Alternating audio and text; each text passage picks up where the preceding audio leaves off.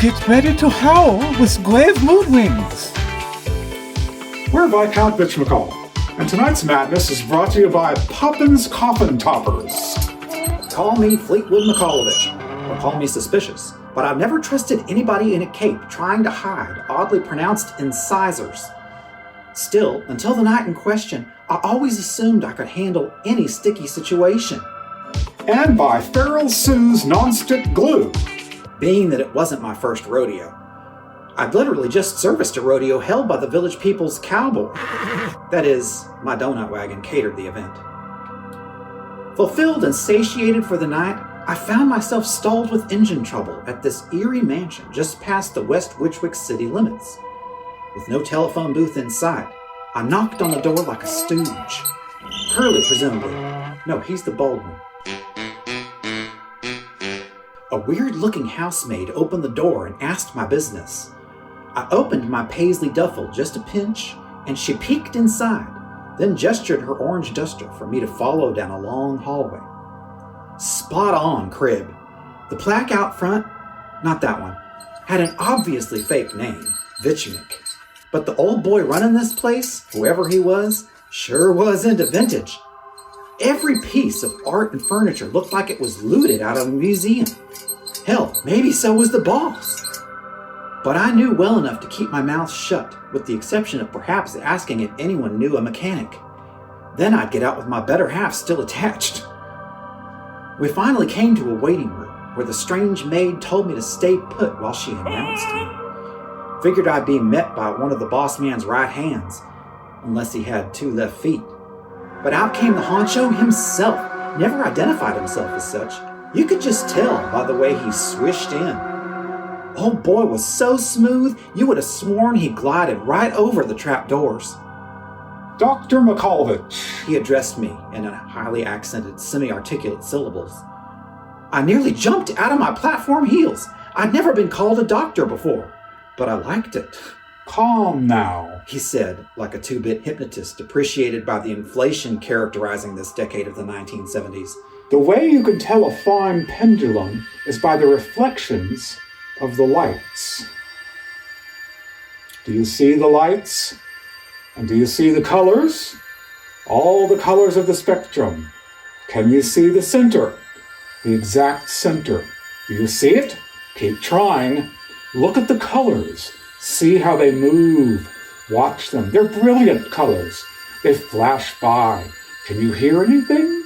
The chiming of the hours? And just like that, I immediately loosened up. Strange. Like I didn't have to decide for myself, but rather my body listened to him and not me. Guess I was just scared witless. And what do you have for us today, Doctor? I quickly unzipped the duffel and lay it gaping on an antique table. He looked it over and seemed pleased. Then, darting his eyes over to the maid, he snapped his fingers. As if she'd been holding the fat envelope the entire time, she handed it to me. It's all there. You may viscount it if you wish. I peeked inside and saw a wad of Monopoly-type money. What game was he playing? We have never formally met, so you must join us for Banquet. The cowboys speak highly of your versatility. Then he began muttering to his maid, which seemed innocent at first, but I noticed her orange duster began to twitch unnervingly. Something felt additionally off. The boss twirled away, and the maid led me down another hall toward a decrepit stairwell to hell knows where. Maybe hell itself, or the future's past. We veered into a stylish dining room. The table was already laid out, and true to the promise of the neon sign on the wall, I was treated to immediate seating. The wait was just long enough to convince me that I was already dead and in limbo. But the boss finally breezed in, wheeling a giant snow globe. Figured he must collect classic horror memorabilia, but no, he told me it was his consort. Luckily, I'm not one to give relationship advice, for this one seemed impenetrable. We got down to noshes and nibbles and made small talk about the village people. I politely declined the wine, lest my loosened tongue blurt something that would embarrass my host in front of his frozen lady wife. Plus, I sensed that she was eyeing me, though I did my best not to notice.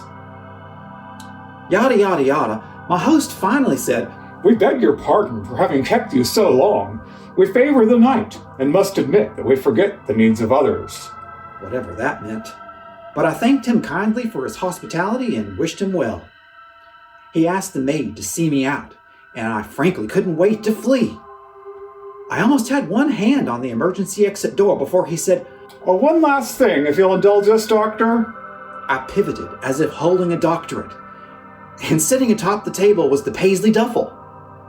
Of course I would indulge, figuring it must be some show of power and that I'd be dead to refuse. Can't say I didn't feel queasy as he reached in and pulled out a small fried ring of sweetened dough. "Do you know what you have brought us tonight, Dr. Mikhailovich?" Look, I don't care what you want with it. He laughed. "Oh, it's not the cake that interests us, but rather what is on the inside." At that moment, I was sure I was going to be sick, or as we in the profession say in Latin, indisposed. He outstretched his hand and without a scalpel, dispassionately perforated the surface and extracted the raspberry gore. "Ah, this is what interests us." "I understand," I said, lying my bell-bottoms off. Suddenly, his mood ring changed dramatically, and he fired back coldly. "You, Dr. Mikhailovich, understand nothing. We are your master now." I almost made the sign of the cross, but I knew he wasn't one to cross and couldn't imagine anybody daring to cross him.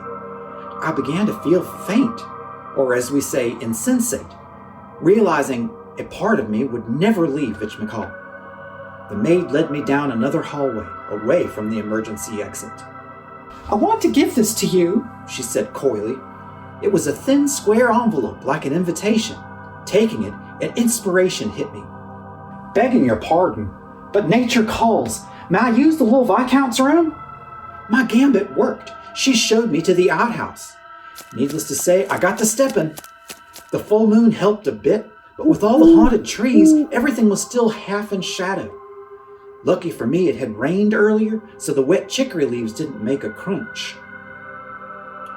Forget the broken donut wagon, I'd have to flee on foot. But the spirit of Zeno must have accompanied me, for I was only halfway through the estate when I heard a troubling noise. A howling dog. I didn't dare look back, my legs racing faster than my mind. The mongrel sounded huge, bigger than a Rottweiler. Hell, old boy might even have splurged on a hyena for all I knew. I could hear it closing in, but finally I saw the gate. Glory, Gloria Gaynor! Then I ran headlong into a branch and went flying. I knew I was done for as I lay on the ground, half stunned.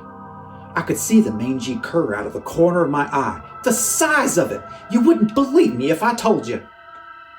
It weren't no regular mutt. All I could make out against the night sky was a large form with red eyes, shining teeth, and a vicar's collar. I expected it to go for my throat. My would-be last words? I considered, nice doggy, but heard myself whisper, bless me, for I have sinned. Yet suddenly I felt my body being dragged by something else, a mountain of a man. The giant shadow grabbed my jacket and slid me through the chicory, away from the werewolf vicar. It was one unsightly Bigfoot, without a good side to take a portrait. It checked me for broken bones, took the square envelope I was somehow still clutching, and carefully opened it for me. An invitation to a Vichmakal family reunion. The date, tonight, for 'twas Tuesday. The time, joined in progress. I wouldn't need the enclosed self-addressed stamped envelope.